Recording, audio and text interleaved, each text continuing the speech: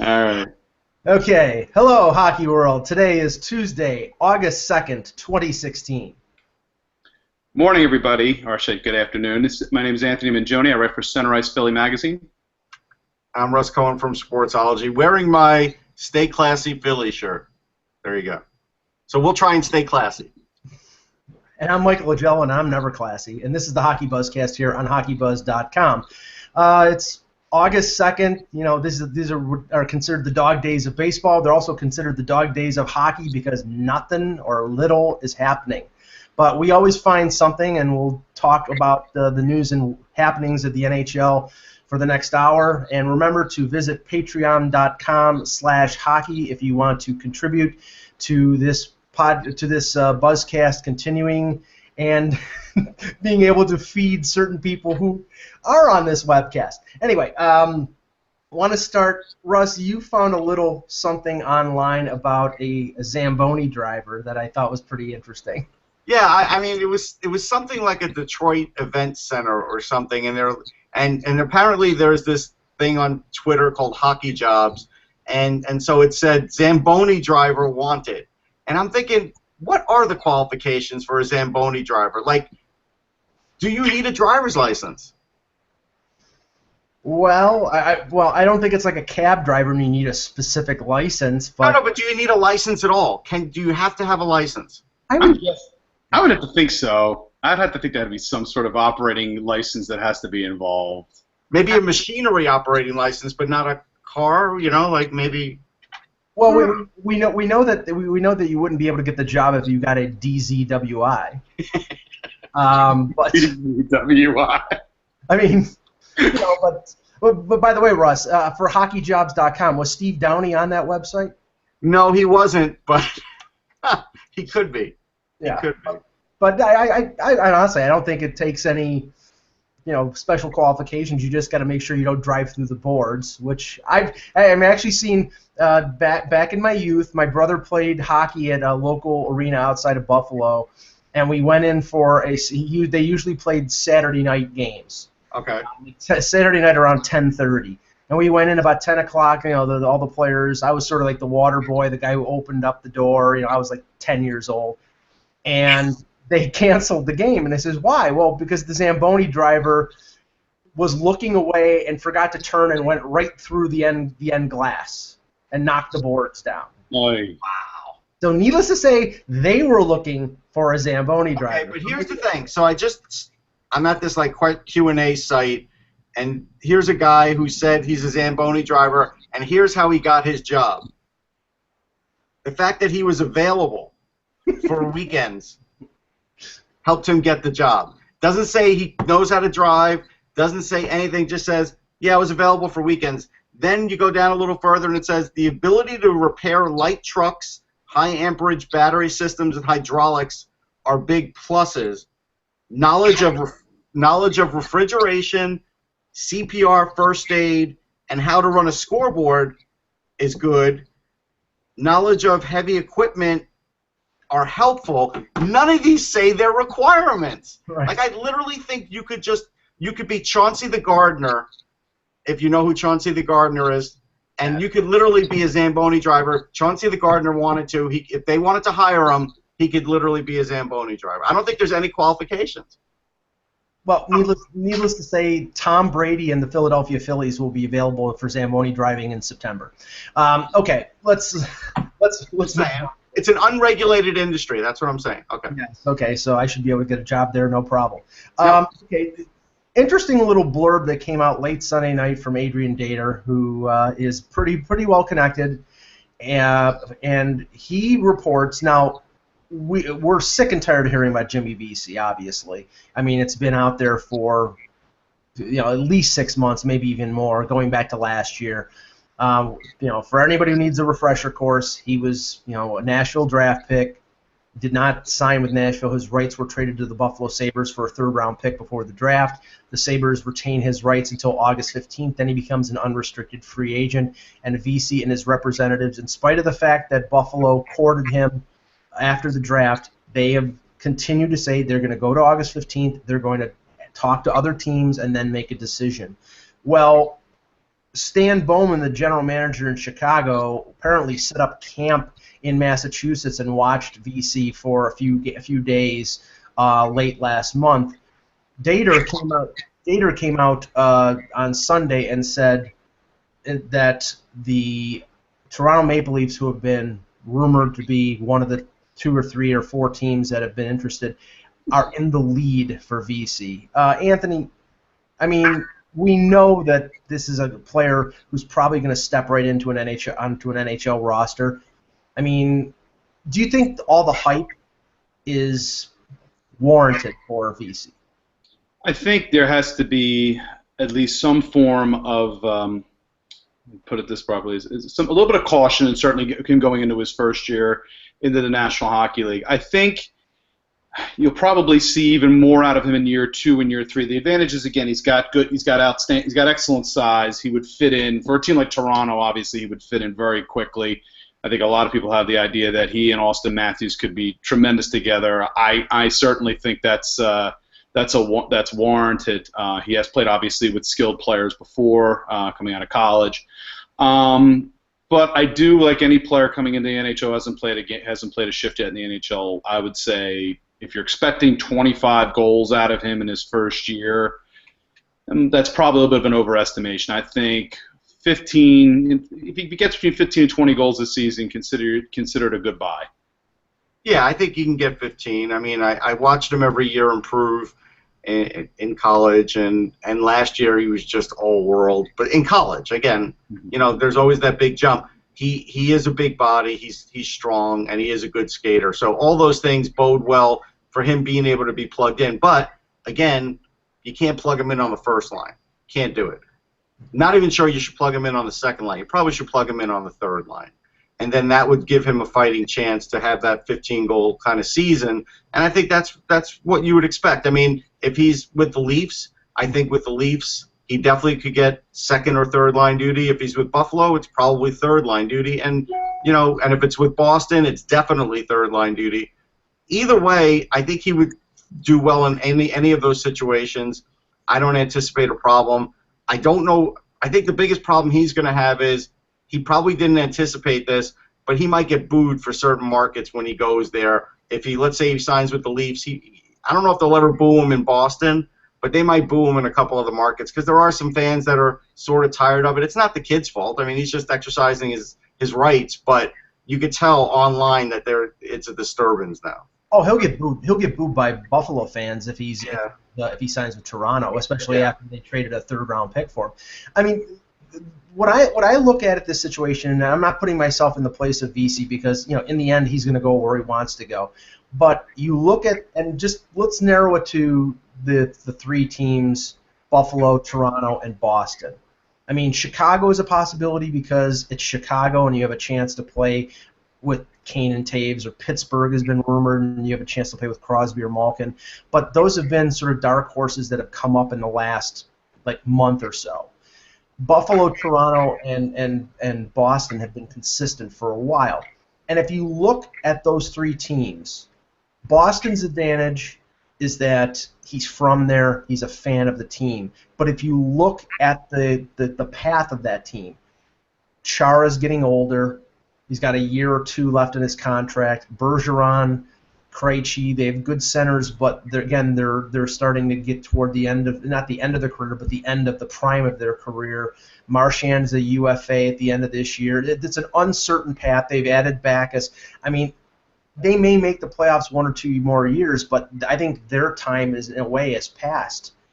Buffalo and Toronto, the future is in front of them, and it's a question of whether you want to play with Jack Eichel or you want to play with Austin Matthews. So to me, Anthony, I think if he's looking at future and he's looking at a position where he can play with quality talent, it's Buffalo or Toronto and not Boston. But the heartstrings may pull him to Boston. What do you think? The other factor we have to take a look at as well with VC is the fact that if you're looking at, obviously with Buffalo having his rights at the moment until the 15th, Toronto, again, while they try not to trumpet it as much, you have the family angle there with his father working for the Leafs. So that, I think, they can play that down as much as they want to. It's still going to be a considering factor for him. The opportunity again for him to play, get good minutes obviously to start off, and be with a team that's on the rise. Toronto and Buffalo certainly work well. Again, it comes down to, in his circumstance, where he thinks he's going to get, as you stated, where he's going to have the greatest opportunity for ice time to get started. Because again, as a college age player, he's coming in right at the point where he's starting his pro career, so he's going to want to try to get things going as quickly as possible offensively. So when he gets to his next contract, he's going to have some good numbers to back him up. It's going to be interesting to see if there is a third party that comes in. I agree with you about Boston. I think Boston, if he's looking at it overall, other than being, from a hometown and favorite in that market, you're right. I think the Bruins are in a very sort of teetering situation there.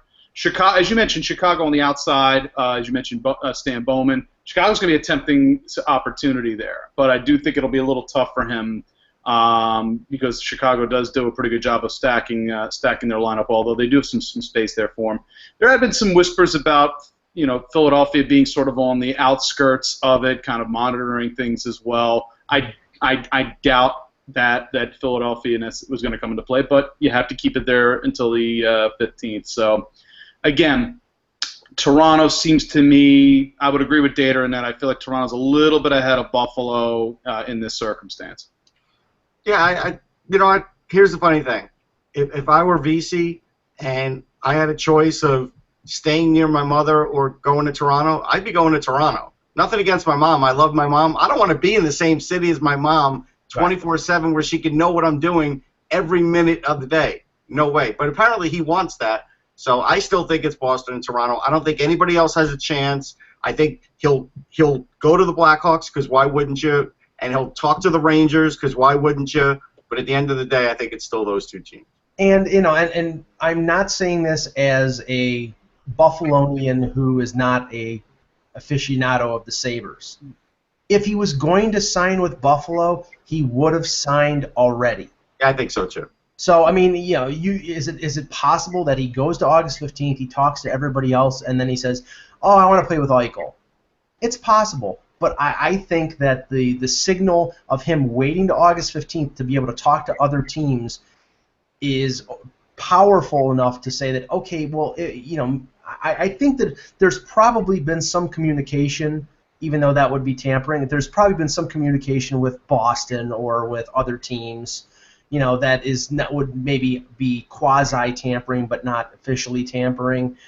There's got to be some sort of lines of communication. So that, I don't think if he had, I'm sure his agent probably knows what kind of bonus structure he would get from one team or another. And that they wouldn't have to wait till August 16th to find it out. So, and the question is, Russ, do we think that this is going to be resolved like on that day, or it'll take a day or two, or what do you think? I think they'll be crafty about the news cycle of it. Friday is always a dump day for news, and so I think he'll meet with everybody starting the 15th, and on that Friday at like 4 o'clock when it won't get heavy coverage anywhere, then you'll see it leak through. That's what I think will happen.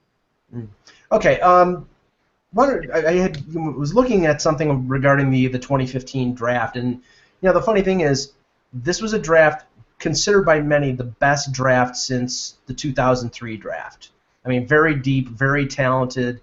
Top end of the draft in McDavid and Eichel. I don't know if you could say, McDavid could be a generational player. Eichel could be a very, very good player for 10 to 15 years. But only 5 players of that draft class made the NHL last season. McDavid, Eichel, Noah Hannafin with Carolina. Pavel Zacha played 1 game at the end of the season for the Devils, and Mikko Rantanen played 9 games. Now this year, most of these players in this draft are now 19 or will turn 20 during the year. Question is, and there's a number of players who will have a good opportunity to make their teams this year, is how many? Now I limited it to 3, but Anthony, give me at least one name, up to 3, that you think will definitely make the NHL this year from the 2015 draft class. It's always tough, obviously, to say definite, but if I had to certainly put a pretty good percentage on it, I think Ivan Provorov, obviously, from the Flyers, I think has a very good chance. of finding himself on the Flyers roster this season. There's a possibility that he may still head back to junior. I think there's still a chance of that. But again, I'm looking at it from the point of view of what he's been able to accomplish in Canadian juniors at this point, and this is a common thread that a lot of people will point to, is the fact that he's accomplished a ton there. He was both WHL and CHL Defenseman of the Year. He helped the Brandon Wheat Kings win the WHL title. He got Memorial Cup experience, World Junior. He was an impact defenseman in the World Junior Championships as well. The question comes down to is he's in that weird area where, if the Flyers had their druthers, he would be playing in the American Hockey League. But obviously, the NHL and CHL agreement will not allow that to happen. So, I think Provorov is a player that I certainly would look at. Another player I would look at as well is Dylan Strome with Arizona. I think there's a pretty good possibility there. And what enforces that a little bit with me, beyond what Strome has said, and has mentioned the fact that he's hoping to obviously be in the NHL this season, is the Vermette buyout. I think potentially creates a roster opportunity there for Strome, because Vermette obviously plays the pivot, can play the wing as well, but that's an opportunity there for Dylan Strome. So I would say those are probably the two. I'm going to say two. Zach Werenski might be on the outside because he obviously played last year for the Lake Erie Monsters when they won the AHL title. So I think he's got a pretty good chance of being on the Columbus Blue Jackets roster. So those are my three. I'm going to say Provorov 1, Strome 2, Werenski 3. Russ, go ahead. All right, I'm going to give you 3 other ones, actually. I'm going to give you Mikko Rantanen.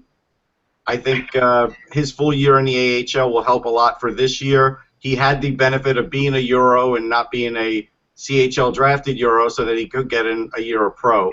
So I think that gives him a leg up. I think Pavel Zacha is another one because, again, he did get in some good AHL time. Mike got to see him. He saw how good he was. Devils definitely have opportunity, and he's a big body, and I think he would fit right in with their system. And I think he's still got a last chance, maybe at least in camp, to sort of get mentored by Patrick Elias. So even if Elias doesn't make the team, which he probably won't. So I think there's that. And then I'll give you my dark horse one that I think could make the team is Lawson Krause in Florida. I think right now there's no pressure on him. Nobody's talking about it. So maybe I've added the pressure here, which is bad. But I do think he had such a good camp last year that he might have a chance to get slotted in there. Yeah, and he scored 23 goals in 49 games with Kingston, and he's a big body. So you can put him on the third or the fourth line. And keep the tamp the expectations down, and I don't think there would be a problem there. Well, covering the Leafs, I think it's definite that Mitch Marner will at least get the 9 games. The question is whether he will stay past the 9. I was at the rookie development camp last month, and he was very impressive. Him and Matthews were going at it in terms of showing the skill and the speed and the ability. It's just a question of whether he's going to be strong enough. I know that he said at camp that he wanted to get up to 170 pounds. He was at 163, but the team doesn't seem very focused on that. They just want him to be strong enough to be able to withstand the beating that an NHL season can put on a player. And I don't think I could get to 170 pounds anymore, but that's a different discussion. Yeah, you'd have to cut off my leg for me to get to 163 pounds. But, I think Marner will at least get the 9 games. And he may actually benefit from the fact that Mike Babcock will be at the World Cup of Hockey and not be, although his assistant coaches will be running training camp, that I think that the pressure would have been more on him if Babcock would have been there all the time, because he didn't really play well at last year's training camp until very late, and then he had a season for the ages in the OHL and played very well at the World Junior. So I don't think they're going to rush him. He could play in the World Junior again next December, and so I think that there are some options there for the Leafs depending on where they think he is. But I definitely think he'll get the 9 NHL games. I agree with Anthony. I think Dylan Strome, because of the Vermette buyout, I think him and Christian Dvorak are going to get long looks with the Coyotes. But we're talking about the 2015 draft, and I think Strome, being a 3rd overall pick, is going to get a look. I think Werenski, but I'll go off the board here. I think Matthew Barzal has a chance with the. He does. I mean, I think that I know that Andrew Ladd. They're saying they brought him in to be the winger that plays with Tavares, but I almost think that Andrew Ladd would fit in better because you remember last year with Chicago, they put him on the top line with Hossa and Taves, and he disappeared. I don't think he could keep up, or he just didn't fit.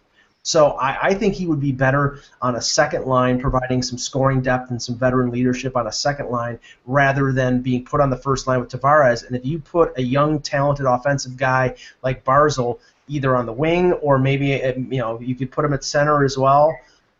They did that with Dylan Strome. They moved him to the wing. Maybe that wasn't a good thing, but I think that if you could put him with Tavares, that might be a dynamic combination. I mean, not that this means anything, but I just signed him to an ELC in my fantasy league, so there you go.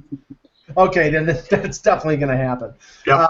The thing I would look at with Ladd is, and you're bringing up the Chicago point, and again, we got a training camp this time versus Ladd getting dealt from Winnipeg to Chicago on the fly, trying to fit in almost immediately. Sometimes that chemistry happens. Sometimes, in Ladd's case, it doesn't.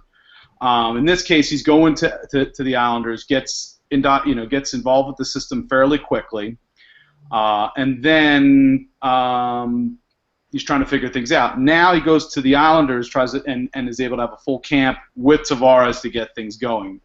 I think it's very likely that Ladd will be in that role. He's signed for that role. They're going to put him in that role initially, but as time goes on, you may be right, Mike. Okay, Russ, I know that some cuts came out this morning regarding the Team USA, their evaluation camp for the upcoming World Juniors in Toronto and Montreal. As soon as I saw the list of cuts, the one thing that popped out to me was they cut a lot of bigger players. I mean, they did. Sean Day, J.D. Greenway, a Leaf draft pick. Sean Day's a Ranger draft pick. Max Jones. There's a lot of talent there. I think this is a very good roster, but I was a little surprised that the big beefy guys got cut. Yeah, I think they definitely went that way. Like, the thing about J.D. Greenway is and I've seen him a decent amount now, he's a great athlete. I don't think he's a great defenseman yet. And so I think for this kind of tournament, I get that. I don't get Max Jones. Like, why is Max Jones cut? Like, here's the funny thing, though. Just because they're cut from this doesn't mean they won't be invited back in December. Correct. They could. So you don't get crazy about it, but it is a little surprising they sent Max Jones back. And so that's a little puzzling. Middlestat's not puzzling because he's a 2017 guy. I watched him in the under-18s. I thought he looks good, but I think he's got a little work to do. He's a big body, but he's not quite grown into it, and so that's the thing. Riley Tuff got hurt, so that makes sense. He has some sort of minor injury, so he stopped. Joey Anderson, I like him. I mean, this guy does nothing but score goals, and he did it in the under-18s. He was scoring goals pretty regularly. And I'm surprised that you would already just sort of cast aside that, considering they had trouble scoring. Now, on the plus end, well, we'll talk about this end first. Anthony may have some things to say about guys who got cut first. Yeah, I mean, the Jones cut was an interesting one when I saw it. One of the things I was looking at there, kind of surprised, but he did earn, if you're going to go based on earning it by play. Flyers 6th-round pick Tanner Lasinski had a particularly good, and he didn't score, but he was all over the ice, according with reports. He had real strong two-way play, and it may be a case where they see him fitting into a role there. Yeah, he's a role guy. That's the thing. He's a role guy. He fits a specific mold. It's probably not a case where you want to necessarily, Lasinski makes the roster and Jones does it, therefore Lasinski must be better than Jones. Obviously, it's not that. Right. It's just a case where he fits in. And again, two-way play is something that that's always going to be considered by coaches. Defensive coverage late in games, things of that sort. So, but certainly, I did not expect Jones to get cut. The fact that he was very interesting to me, though. Yeah, the one thing also about Lasinski is, right now on the expanded, he looks good. I think as they start to figure out where guys fit, he's going to have a tough time. He might be one of those guys that's a bubble guy, But it does look good for him because, again, he works hard, and he definitely could be a role guy. You know, the funny thing about Middlestad is he's only 5'11", but what I said about a big body is he's already 190-something pounds. Like, he's a big, sturdy kid for his age. He's not a tall kid, so that's the thing. But he's probably going to go back and just win a high school championship in Minnesota, and then probably a Clark Cup in the USHL. That's his goals. And so I don't think he really expected to make the team. The fact that now, Mike, what about you for cut-wise? What did you think cut-wise first? I mean, Jones I thought was surprising. To me, Day was surprising simply because, I mean, he's so big, and I know that there's this untapped potential that has baffled some coaches and some observers. You know, this is a player who got exceptional status. But I don't know. I was a little surprised with that. But what I'm a little surprised with was Joseph Wall, the Leafs draft pick, third round pick, being one of the 4 goaltenders.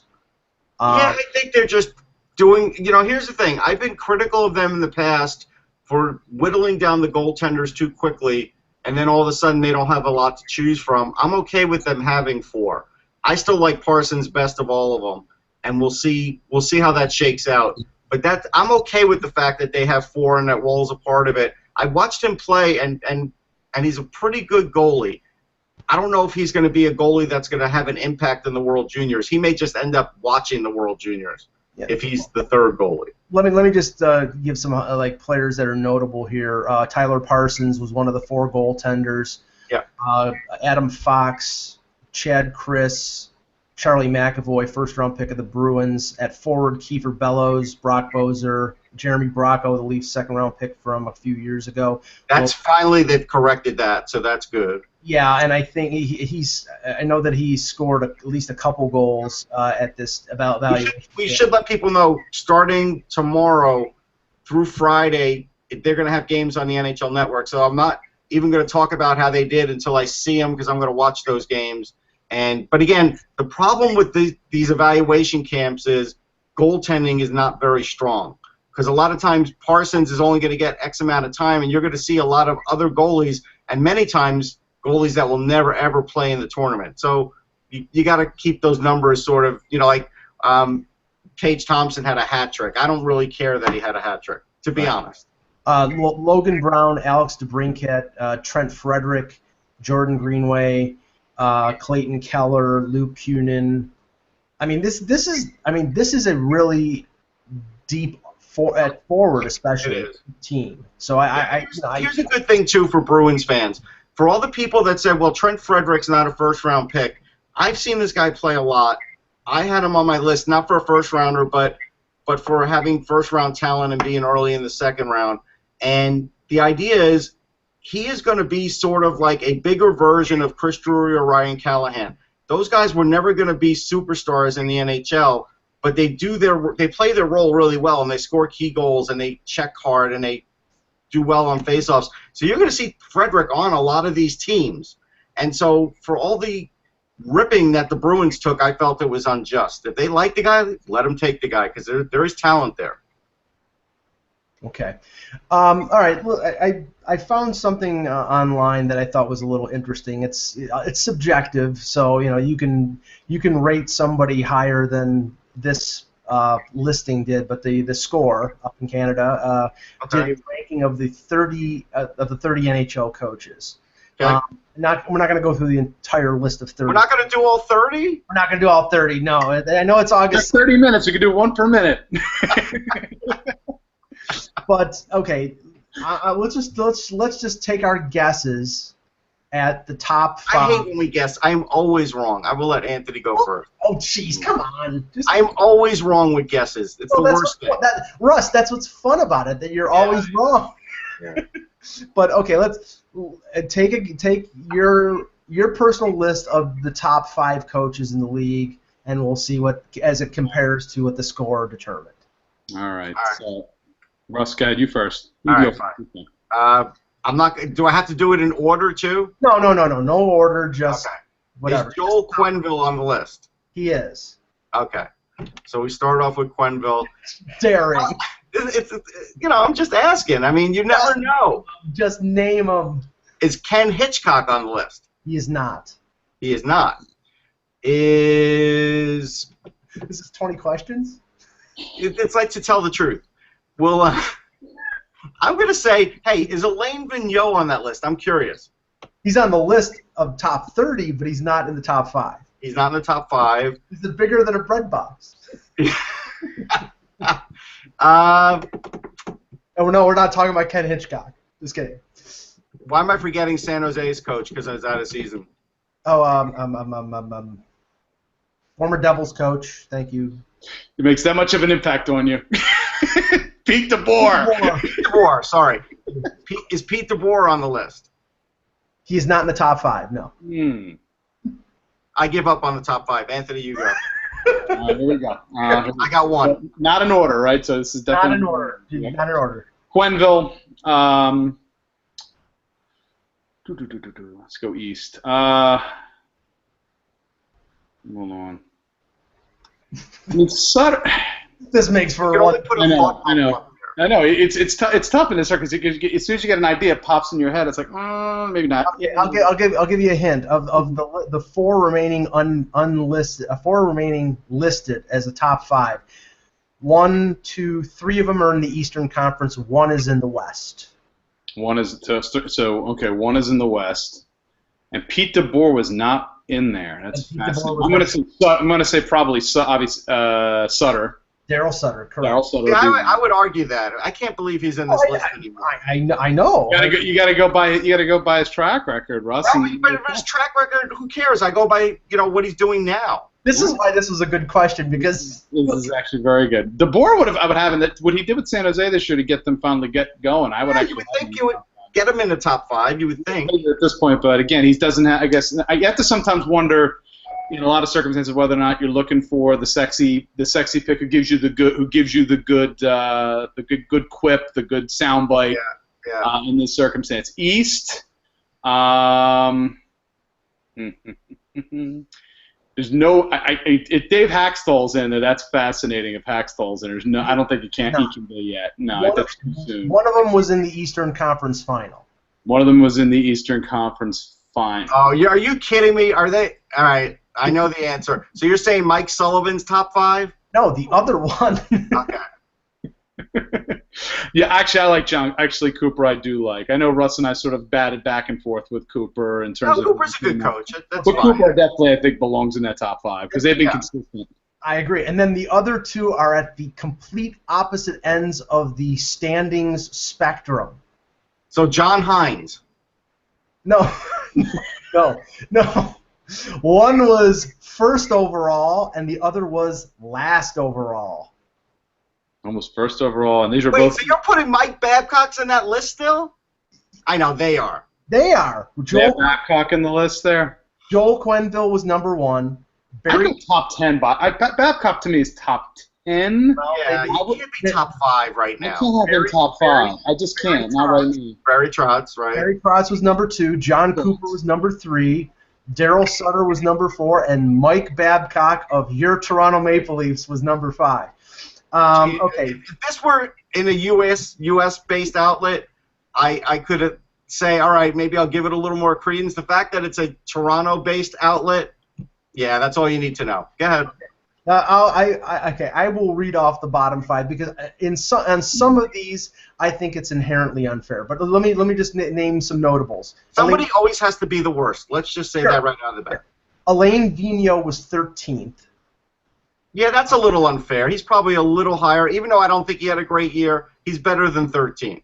Dave Haxtell was 18th, which I think is a little unfair because they made the playoffs. So considering it was a roster wasn't all that much different than the previous year, again, and they made the postseason. He should be higher. He should be higher. He should be top 15. Higher. He really should. I don't know if he's not. He's certainly not quite top 10, but he should be not 15, top 15.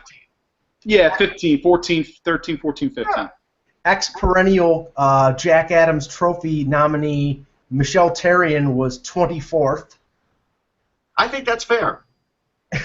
And Randy Carlyle was 25th. I think that's fair too. I think that's unfair because You like Randy Carlyle. You were such a. You might as well pull that shirt off, and you've got a blue shirt under it. You can never say anything bad about Randy Carlyle ever. Believe me, nobody wants me to lift off this shirt. Okay. Except some women in the Buffalo area. Bottom 5, 26th, Patrick Waugh. I mean, I can't kill him on that. I can't. He's definitely in the lower third. I would agree. 27th, Willie Desjardins. That's not his fault. I like Willie. The thing is, I do like him. I think he should probably be higher than that. See, this is where this list is unfair. They have the 28th and 29th coaches ranked are two guys who just got hired, which I think is ridiculous. But Guy Boucher is 28th. Right. Mm-hmm. Glenn Gulletson is 29th. And ladies and gentlemen, your winner of the worst coach in the NHL, John Tortorella. All right, see, that's just wrong. And I am no fan of John Tortorella. So you're telling me McClellan is higher than John Tortorella? Come on. I know. I can think of a. Where's Todd McClellan? Seriously. Todd McClellan, I think, was 15th. I'm not looking How at. How could he be 15? How can he be 15? Are you freaking kidding me? That's ridiculous. Are you kidding me? Yes, this is exactly the reaction they wanted out of you, Rob. Right. Exactly the reaction. That's what these lists are made for. This list could be used for toilet paper.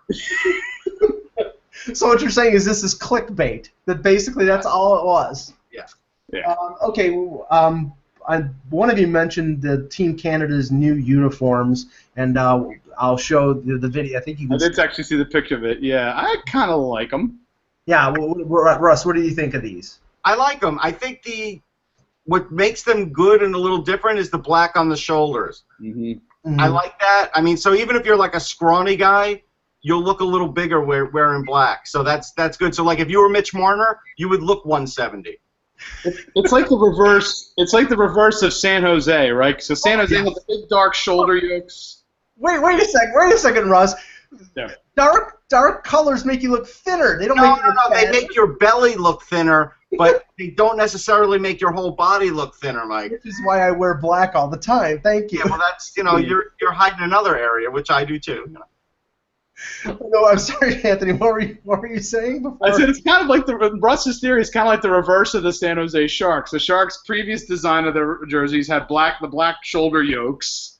And then they got rid of them. Was it this year or last year? Because they felt like the material was sort of weighing them down, and they were playing slower as a result of it. Now again, they made it to the Cup Finals this year. Maybe there's something to that. So if Canada's playing a little slower than expected, these kids are 19. Nothing slowing them down. Right, that's true. Okay, some news and notes. I thought this was particularly funny. It was announced today that the Maple Leafs were allowing pre-orders for jerseys of their new jersey for the upcoming season. They changed over to the classic Maple Leaf, not this one over here, but the frilly Maple Leaf, the new design, which a lot of people like. So the new jerseys can be ordered, but, and this is an important but, you cannot order the name of a player that the number has not been determined yet. So the jersey that everybody wants to order, or jerseys that everybody wants to order, namely William Nylander, Mitch Marner, Austin Matthews, their numbers have not been determined yet. So you can order everybody else, but you can't order them. I mean, I think everybody who wants a Morgan Riley jersey has ordered it. Everybody who has a Nazem Kadri. I'm good with this. I have stopped wearing names on jerseys unless they're retired guys that have a place in history with the team. Otherwise, I go blank. So I'm okay with blank. Right, but I mean, and I do the same thing, Russ. But the thing is, we're the exception rather than the rule. Most people, most fans in Toronto right now want to order an Austin Matthews jersey, and they can't. They can order a Nazem Kadri jersey if they want to burn it in effigy or something. But has Freddie Anderson picked a number? I don't think so. So it hasn't been determined yet. At least I haven't seen it listed. So like all their new players, you can't. So you can order a Colin Greening jersey, but you can't order an Austin Matthews jersey. bizarre. But anyway, okay, some information regarding the World Cup of Hockey, which will be broadcast in the United States on ESPN. ESPN has said that the pre-tournament games, basically the World Cup version of preseason games, will be broadcast on ESPN3. Anthony, I didn't know there was an ESPN3. I've never seen ESPN. I think it's streaming, right? Yes. I think it's a streaming network, exactly. So, yeah. Pretty much putting them nowhere. Yeah, so congratulations, we're on ESPN, kind of. Great. Yeah, it's gonna be on. It's gonna be on after Dodgeball on the Ocho. I mean, it's just Russ. Okay, as an American fan who loves hockey, I've had to live through the times when hockey was on. What was it? Sport Channel America, where that Sport Channel wasn't. I lived in Virginia at the time, and I could not get the Stanley Cup because down there I could not get Sports Channel America. I was not happy. Yeah, and the only saving grace was that I was in a border town like Buffalo where I could pick up CBC on either on the basic cable or on the rabbit ears, and I could watch. But if you were an American fan and you were down like south of the border, or south of the Mason-Dixon line, and you wanted to watch hockey, I mean, good luck. It was on USA Network when USA Network was not on any cable networks, and then it switched. And then, I mean, only when it was on ESPN did it get some exposure. But the way ESPN is treating this, I mean, this was made such a big deal. The stupid commercials, which I think are weak and sort of embarrassing, and now, the preseason. Put them on ESPN2. What's on there? Poker? Well, let's see. I'm going to look and see what's on the ESPN main channel. I mean, but they're probably it's baseball because it's the pennant. No. But we know baseball. But I'm looking for the other stuff. Like how doesn't this end up on ESPN2 at the minimum? Right. Right. Exactly. Or I mean, I can tell you one thing for sure. They show the CFL on ESPN2, so the CFL ranks higher than the NHL. Yeah, and I think that's. I mean, I think that's a bit of an embarrassment. I mean, I am assuming that the actual games, will be on ESPN, or at least ESPN2. Because the tournament starts on September 17th. Okay, so here's something that I don't even know on ESPN3, Royal London One-Day Cup. Is that soccer, Anthony? Royal London one day? No, I don't believe so. I'm not sure. I mean, the season is starting. I think September. So what is it? What was it again? Royal One Cup? Royal London One-Day Cup. Royal London One-Day Cup. I don't know what that is. Hold on. It's hurling. It's probably hurling. I'll tell you right now. Hold on. It is cricket. Cricket. There you go. So cricket. Cricket. So right now the World Cup of Hockey is on par with cricket. Yes. Now keep in mind, rest of the world, cricket's pretty darn big, especially when you're talking about England and other countries. But in terms of showing it ahead of hockey in North America. All right. So here we go. So at 7 o'clock tonight, the World Arm Wrestling League. What was the bad Stallone movie? Let's go. Over the top. Over the top. So essentially, the Over the Top League is there. So that's something. All right. Over the top with Robert Loggia as Robert Loggia, father-in-law. Who's gonna take his son away? The son was on General Loggia. Robert Loggia. What is this? So all right. So here's something else that's on regular ESPN. The basketball tournament presented by Jack Link's Protein Snacks. That's like a pro. That's basically like a retired. That's a retired basketball NBA player amateur. It's a retired pro-am basically. Russ, that Wichita Baseball League is probably going to be on ahead of the. Well, wait. So on ESPN2, if you want to watch tonight, Big League Baseball World Series, Chinese Taipei versus Maui, Hawaii. What the hell? This is what I mean. I mean, ESPN for years, since the NHL went to, first it was Versus, now NBC Sports Network and NBC.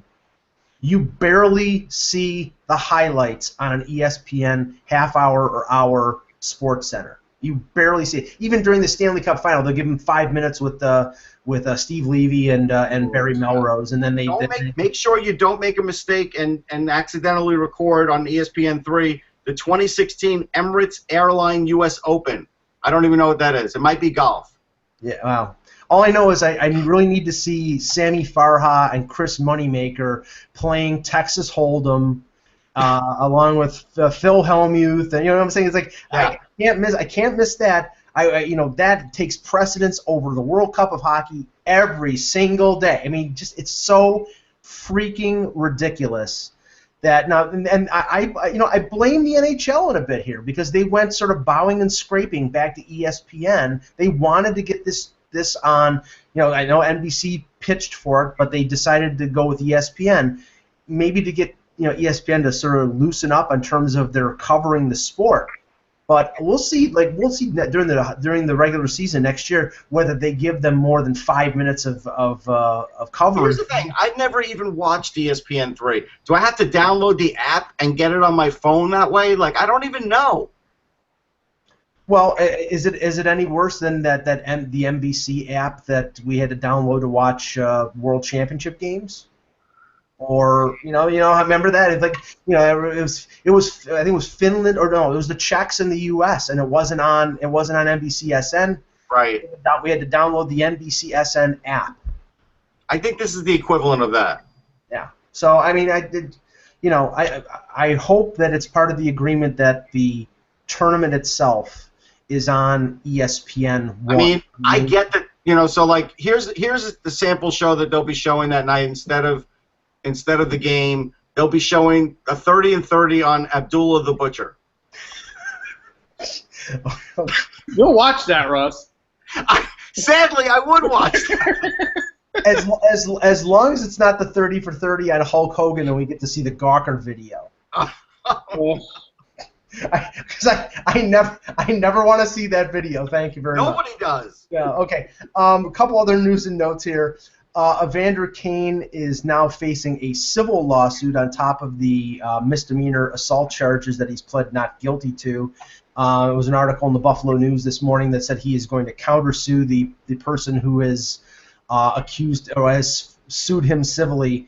Russ, it doesn't sound like this is going to get cleared up anytime soon. This is probably. No, but I'll tell you what. I think what's going to get through the cracks here is, since he's gone not guilty, is even if he gets off on, let's say, he just has to do picking up garbage on the side of the road.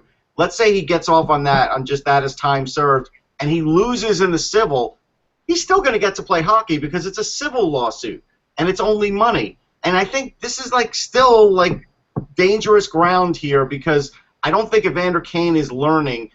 Even if he's totally innocent on this, right, he's still putting himself in bad positions. That's the key. And we're not casting judgment here. Right. We're just reporting what happened. But Anthony, in terms of, we had Joe Yerdon on a couple weeks ago, and he basically said that the Sabres were looking to move Evander Kane, and this pretty much derails any potential of that happening, because he's already got in hockey circles, I think he's got 2 strikes against him. One with Winnipeg, with the whole situation with Buffalo and his teammates, and now strike 2 with Buffalo. Not only this situation, but going up to Toronto for the NBA All-Star game and missing practice the next day. Yeah.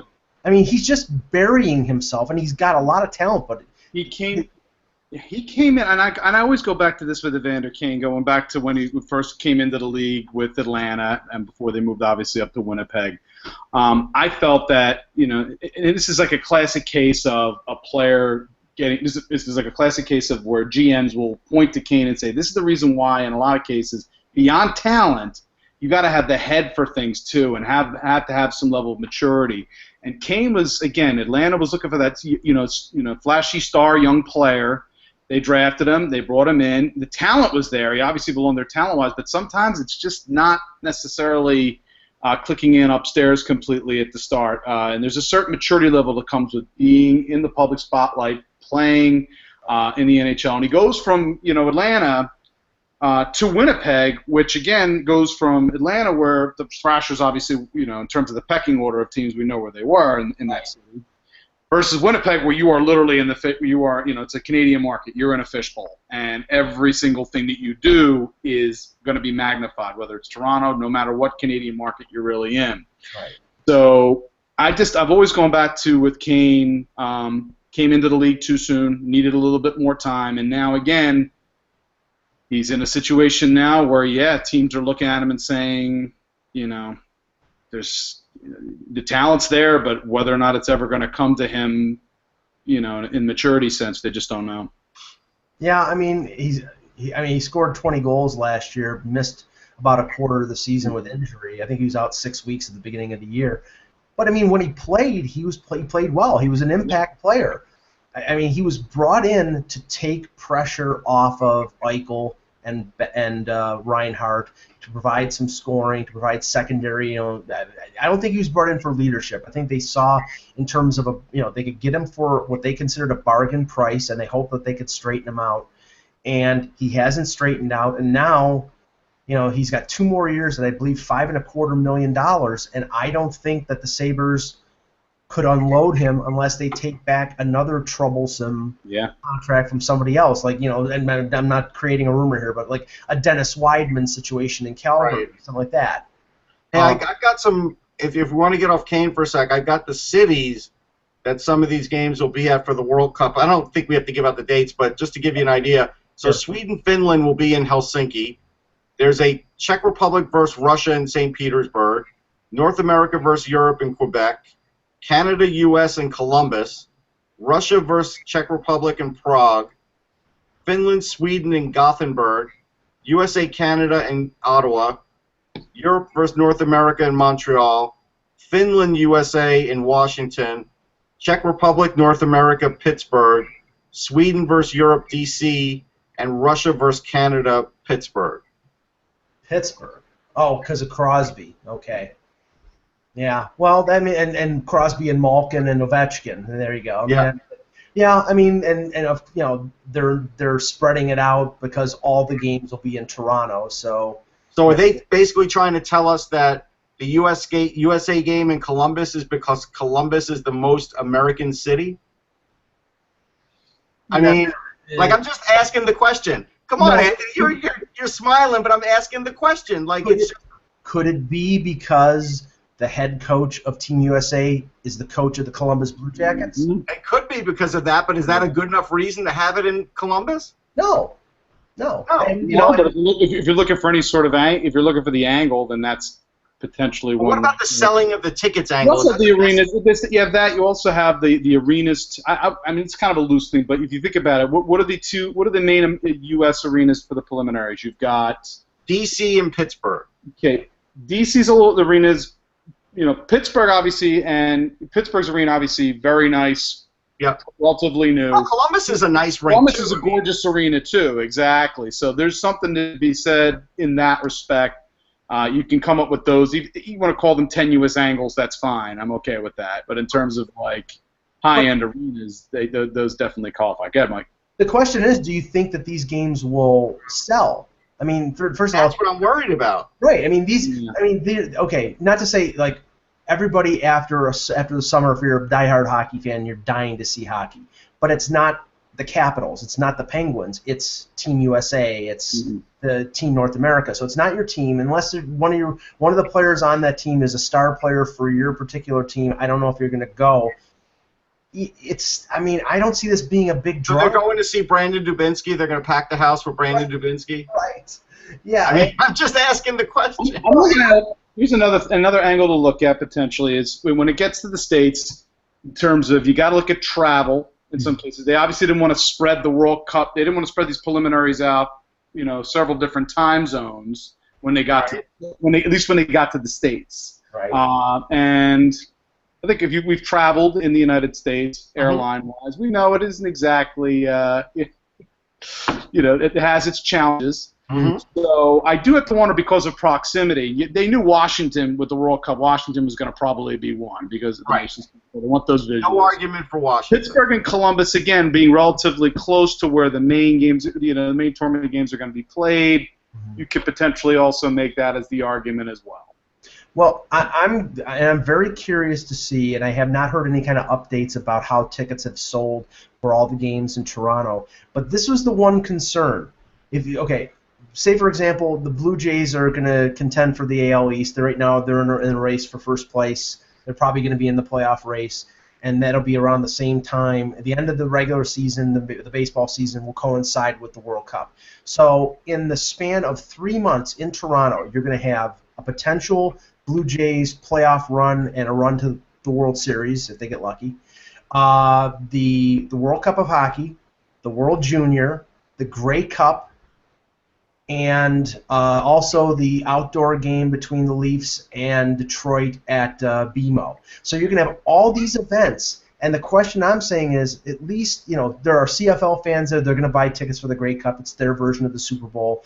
The World Juniors and international tournament, they'll eat it up in Toronto like they did 2 years. I'm not sure that fans will step in and buy tickets for is the World Cup of Hockey, which has not played in such a long time, and there's a limit on how many dollars fans will spend on these events. Here's my other issue, too. So I'm looking up NHL arenas by capacity. Now, Columbus is 20th. Is that by design?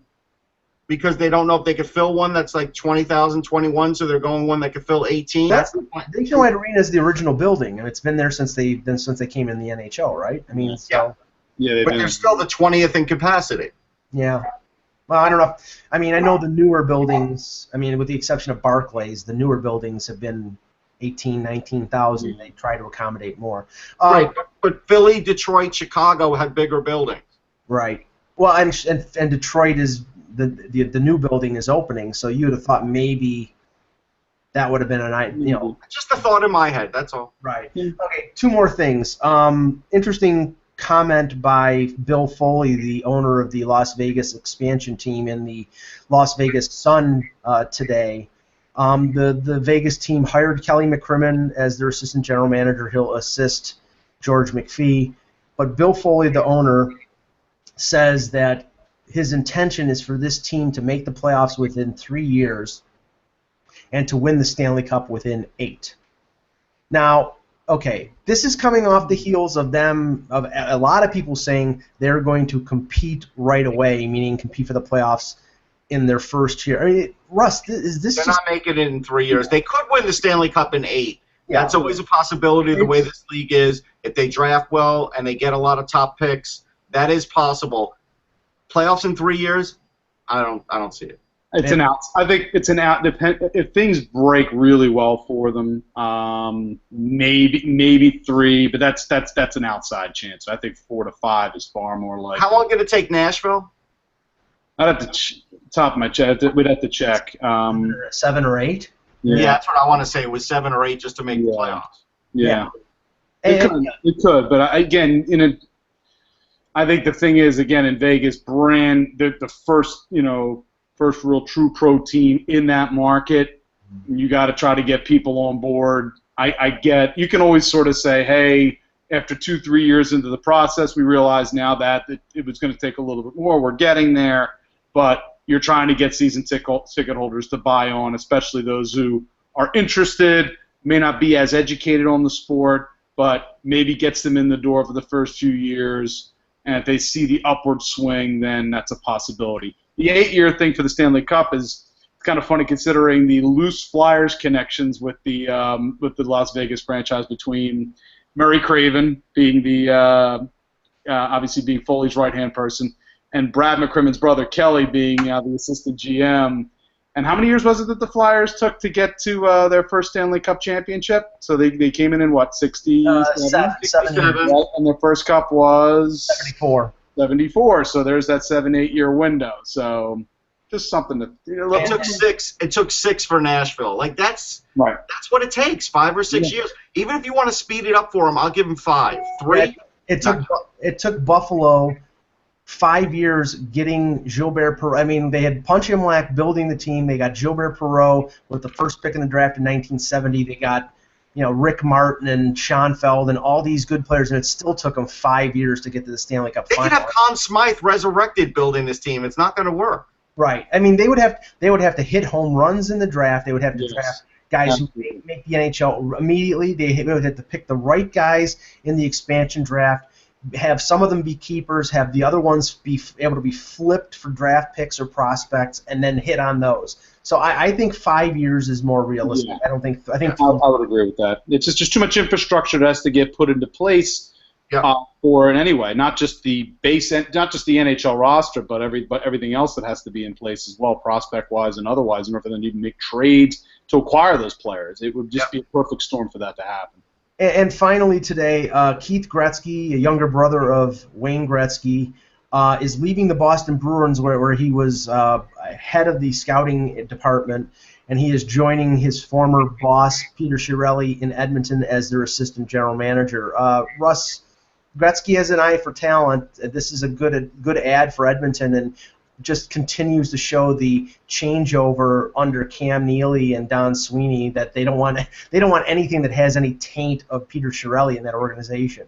Yeah, I mean, it's definitely good for Edmonton. You're going to hear the Boston narrative about the Ascension draft and all that, and that's what they're going to blame on Keith Gretzky, and you don't know what's going to happen with that yet, right? We can't even say. We could all say, hey, these other players look better, but we don't know. I mean, we'll see how that shakes out. But that's what the narrative's going to be. I think this is good for Edmonton. I do. Anthony? Yeah, I would concur. I mean, again, Gretzky, as you stated, does have a pretty good eye for talent in terms of, and again, Chiarelli obviously wants to put as much of a structure as they've had in place. And again, they're going to look at it and say, hey, Chiarelli had success in building a Stanley Cup winner. That's what they're trying to do in Edmonton. Gretzky obviously also carries with him the name brand as well, which certainly will catch a lot of people's attention as well. So, yeah, I think it's a solid move for Edmonton. I do. I really don't know who Boston's going to put in there. Like, I'm starting to wonder a little bit about Boston. I am. Maybe they can hire Jim Benning. Just kidding. Okay, guys, great show. We will be back tomorrow with another edition of the Hockey Buzzcast. Thank you, Anthony. Earlier. We're going to be on earlier tomorrow. We're going to be on earlier at noon tomorrow. At noon tomorrow, yes. Noon Eastern for you other people. Whoever lives in a weird time zone and not the East Coast. And not Eastern, 12:30 Newfoundland time. For Anthony Mangione, for Russ Cohen, I'm Michael Agello. Thanks for watching, and remember, without the buzz, it's just hockey.